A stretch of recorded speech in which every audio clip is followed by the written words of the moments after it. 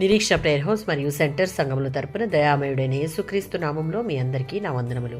ఈ దినపు దేవుని మాట మత్తయి సువార్త 11వ అధ్యాయం 29వ వచనం. నేను సాత్వికుడను, దీన మనస్సు గలవాడను. మత్తయి సువార్త 11వ అధ్యాయం 28, 29 వచనాలలో తమ పాప భారమును అనుభవిస్తూ ఆయన దగ్గరికి వచ్చిన వారికి, ఆయనతో ఏకమయ్యేందుకు సమ్మతించిన వారికి, ఆయన ఉపదేశాన్ని వినయంతో సాధుగుణంతో నేర్చుకోవాలని ఉన్నవారికి ఆయన తండ్రిని వెల్లడి చేస్తాడు. కేవలం ఇలాంటి వారు మాత్రమే ఏకైక సత్యదేవుని తెలుసుకోగలుగుతారు. అలాంటి వారికి వారి కష్టాలలోనూ విశ్రాంతి కలుగజేసి వారిని ఆదరిస్తాడు. జకర్యా గ్రంథం 9వ అధ్యాయం 9వ వచనం. నీ రాజు నీతిపరుడును, రక్షణ గలవాడును, దీనుడనై అనగా ఆయన రాజవైభవంతో కాక సాత్వికుడుగా గాడిదనెక్కి వస్తున్నాడు. ఇక్కడ చెప్పబడిన జకర్యా ప్రవచనం యేసు యెరూషలేము యొక్క జయప్రవేశాన్ని ముందుగా తెలియపరుస్తున్నది.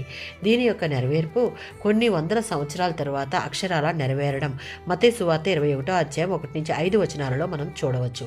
జకర్యా చెప్పిన ప్రవచనంలో పాపులను రక్షించుటకు, వారి ప్రతి పాప భారమును తీసివేయుటకు రానయున్న మెస్సియ న్యాయవంతుడు, సాత్వికుడు, దీన మనస్సు గలవాడుగా మనం చూడవచ్చు.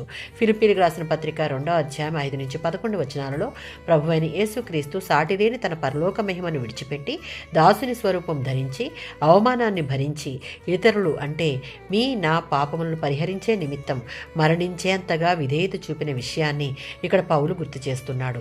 ఆయనను వెంబడించే వారిలో కూడా వినయంతో కూడిన దీన మనసు కలిగి ఉండాలి.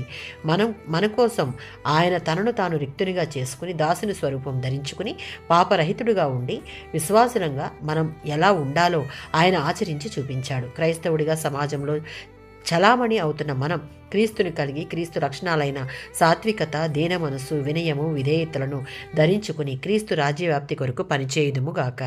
ఆమెన్.